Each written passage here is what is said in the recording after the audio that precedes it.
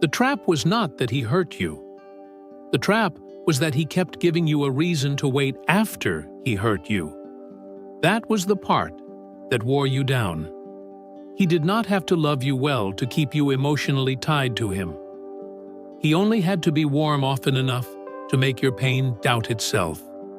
One warm return, one sudden message, one night where the distance finally dropped, and suddenly everything cold before it became harder to trust.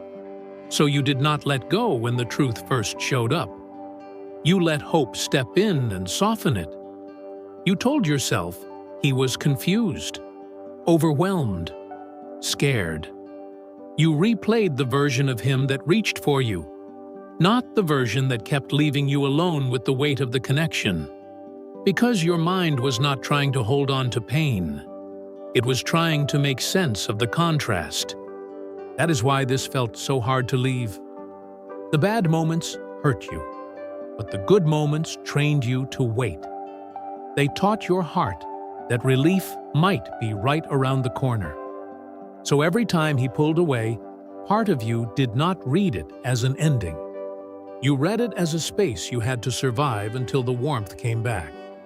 And that changes a woman quietly. You start checking your phone with a little more fear in your chest. You rewrite the message so you do not sound like too much. You act calmer than you feel because you do not want to break whatever fragile closeness is still there. You call it patience, but really, you are trying not to lose access to the version of him that made all of this feel real. That was the first cost. You were not only waiting for him, you were slowly teaching yourself to live on almost. You were not holding on to nothing. That would have been easier. You were holding on to the moments that made the pain confusing. That is why letting go felt so wrong to you. It was not only that you wanted him, it was that your mind started waiting for the shift, the message after the silence, the softness after the distance, the moment he became warm again and made the pain feel temporary. If he came back softer, clearer, more certain, then maybe the waiting would not feel wasted. Maybe the ache in your chest would turn into proof that you had simply loved through a hard season instead of loved someone who could not hold you consistently. So, your hope stayed busy. It took the smallest things and made them mean more than they could carry. A late-night message, a gentle apology, a few hours where he seemed present again. Your mind did not do that because you were naive. It did that because those moments brought relief. And relief can feel a lot like truth when you have been hurting for a while. That is the quiet trap. You were not chasing him every second. You were not recovering him in pieces. You were recovering from him in pieces. And every time he came back warm, the relief felt so strong that your mind called it a sign. Not because the pattern was gone, but because hope wanted to end the tension before reality did. And staying made sense to you then, because if the warmth returned, even briefly, it felt cruel to leave. It felt like walking away right before things finally changed. So you gave the connection more time, more understanding, more room. You protected the version of him that felt close, even when his actions kept handing you distance. That was the hope underneath all of it. Not that he was perfect, not even that he was ready, just that one more good moment might finally let you rest. The cost was not only that he gave less, the cost was that you slowly learned to need less so the connection would not disappear. That is how this got into your daily life. You checked your phone, then hated yourself for caring. That is how deeply the cycle had gotten into you. A clear plan, a steady tone, a response that did not leave you guessing. And somewhere along the way, your standards did not exactly fall. They got tired. You started measuring the room before you spoke. If he seemed distant, you got softer. If he seemed overwhelmed, you made yourself lighter. If something hurt, you swallowed it once, then twice, then called it understanding. Because asking for clarity started to feel dangerous. Not because clarity was too much, but because his inconsistency taught you to treat your needs like a threat to the connection. That is what this does to a woman quietly. You rewrite the message so it sounds easier to answer. You remove the part where you say you are hurt. You make the question smaller. You tell yourself timing matters, tone matters, pressure matters. But what your mind is really trying to do is solve the old problem. How do I stay connected without getting left again? And that problem keeps taking from you. You become grateful for crumbs that would have once disappointed you. You feel guilty for wanting something steady. You start calling your carefulness maturity, when really it is fear wearing a polite face.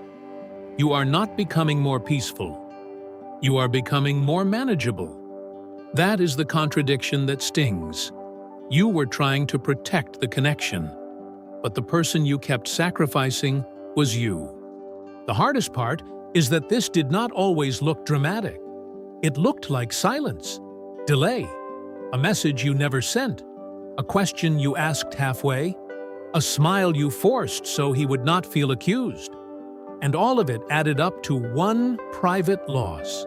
You started losing access to your own voice while trying to keep access to him. The shift did not happen when you stopped caring. It happened when you saw that missing the warmth was still keeping you loyal to the pain. That is the quiet limit in this kind of bond. You finally saw that your hope had been doing too much work. It kept taking a few good moments and using them to excuse too many empty ones. It kept telling you to hold on a little longer, soften a little more, ask a little less. But there comes a point when a woman gets tired of translating inconsistency into potential. Not angry, not cold, just clear. You realize you can understand him and still stop carrying what he keeps dropping. You can remember the good in him and still stop building your life around the chance of his return. You can miss what felt warm without offering your peace to the same pattern again. That is what changed. You stopped treating longing like instructions. You stopped letting one warm memory tell you where to go. You felt the urge to check your phone, and you did not make it mean love. You felt the ache when you remembered his softer side, and you did not use that ache as a reason to reopen the door.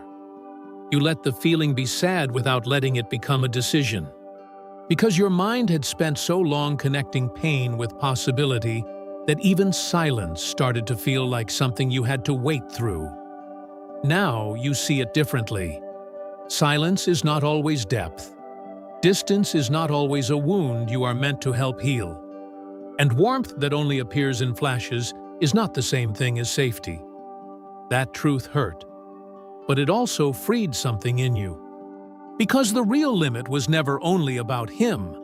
It was about the moment you stopped crossing yourself just to stay close to the version of him your hope kept saving. It was the moment you stopped living as if one more good moment could repay the cost of all the ones that broke you quietly. When you finally stop waiting for the next good moment, you do not lose love. You lose the habit of abandoning yourself to keep hope alive. And that is where something gentle starts returning. Not all at once, not in some big dramatic way, but quietly. Your mornings feel less heavy because your mind is no longer waking up and reaching for what might happen. Your chest softens because you are no longer bracing for distance, then calling the relief connection when he briefly comes close again. Your phone becomes just a phone, not a place where your worth keeps rising and falling. That is a real kind of peace. You stop rehearsing conversations in your head. You stop bargaining with memories that only ever bring back half the truth. You stop treating your longing like proof that you should go back. Because now you understand something that changes everything. Missing him was never the same as needing this again. So what comes back? Your steadiness, your voice, your ability to want something clear without feeling guilty for it, your softness, without all that fear wrapped around it, your attention, which had been living too far away from your own life. And there is dignity in that return. You do not have to turn hard to be free of this. You do not have to hate him. You do not have to erase the good moments to tell the truth about what they cost you. You only have to stop building your future around moments that could never hold you for long. That is how you let go with dignity. Not by pretending it meant nothing, but by finally admitting it asked too much from you.